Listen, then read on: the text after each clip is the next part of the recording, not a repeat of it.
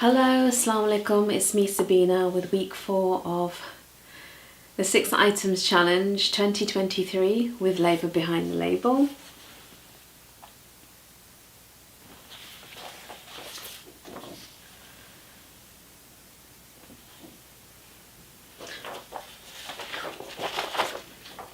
Today I'm going to be talking to you about Rana Plaza and the horrible tragedy that occurred in April 2013. Rana Plaza.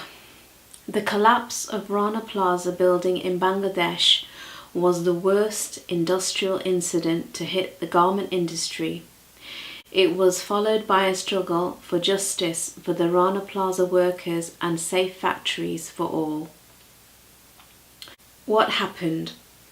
Rana Plaza, the collapsed 8-story commercial building located in Dhaka's outskirts Savar, which housed several shops, a bank and garment factories, is the painful symbol of the grave tragedy encountered by garment workers. On the 24th of April 2013, the Rana Plaza building came crashing down, killing 1,134 people and leaving thousands more injured. People across the world looked on in shock and horror as media reports poured in, revealing the true extent of the human toll. There were harrowing stories of survival, of people who had no choice but to amputate their own limbs in order to be freed from the rubble and survive. On the 23rd of April 2013, large structural cracks were discovered in the Rana Plaza building. The shops and the bank on the lower floors immediately closed, but warnings to avoid using the building after the cracks appeared were ignored by the garment factory owners on the upper floors. Garment workers were ordered to return to work on the following day. Due to management pressure, on Wednesday the 24th of April 2013, thousands of workers went to work again at their garment factories located in the cracked Rana Plaza building. Only hours later, the entire building collapsed. Including rescue workers, 1,134 workers were killed. Nearly 2,600 workers were injured, many of them for the rest of their life. Many of the survivors had been trapped under tons of rubble and machinery for hours or even days before they could be rescued, sometimes only by amputating limbs. This gruesome tragedy has devastated the lives of workers and their families of the deceased and injured. Their sufferings are horrific, and they required immediate and long-term medical care and compensation. What did Labour behind the label do? Immediately after the collapse, Labour behind the label helped realise the creation of the Accord on Fire and Building Safety in Bangladesh in May 2013.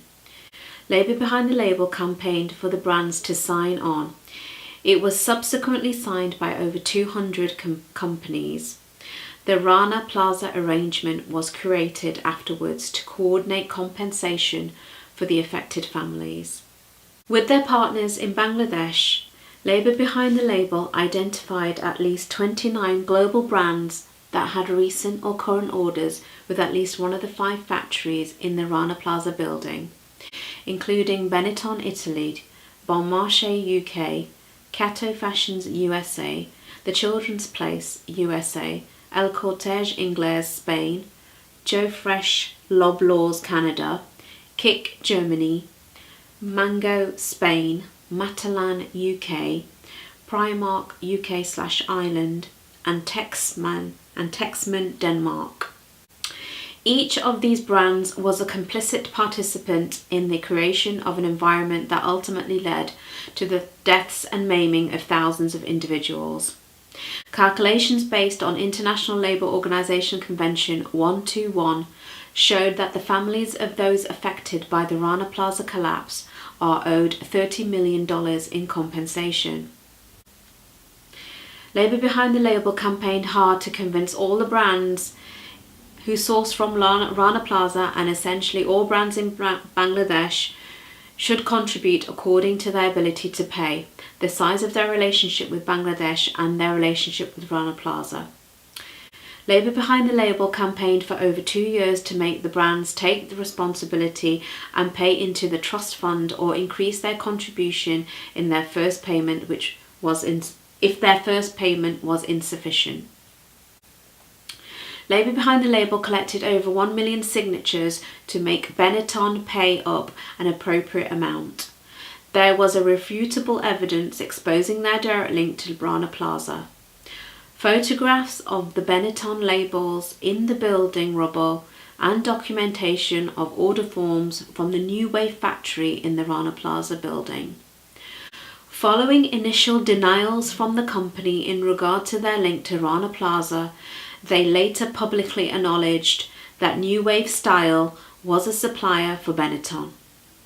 The fact that brands like Benetton kept dragging their feet only prolonged the suffering of the workers impacted by Rana Plaza.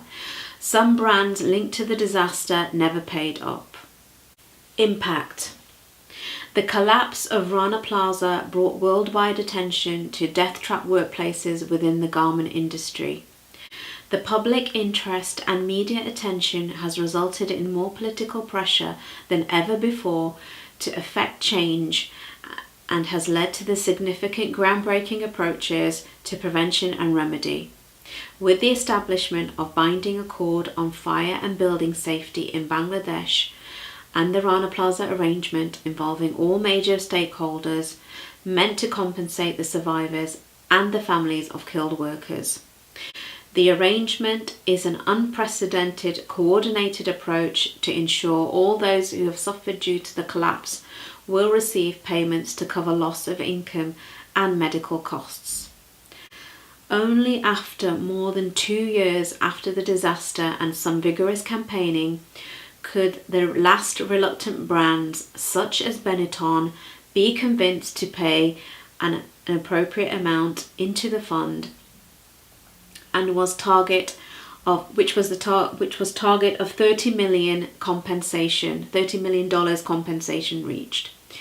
This meant that the compensation process could finally begin.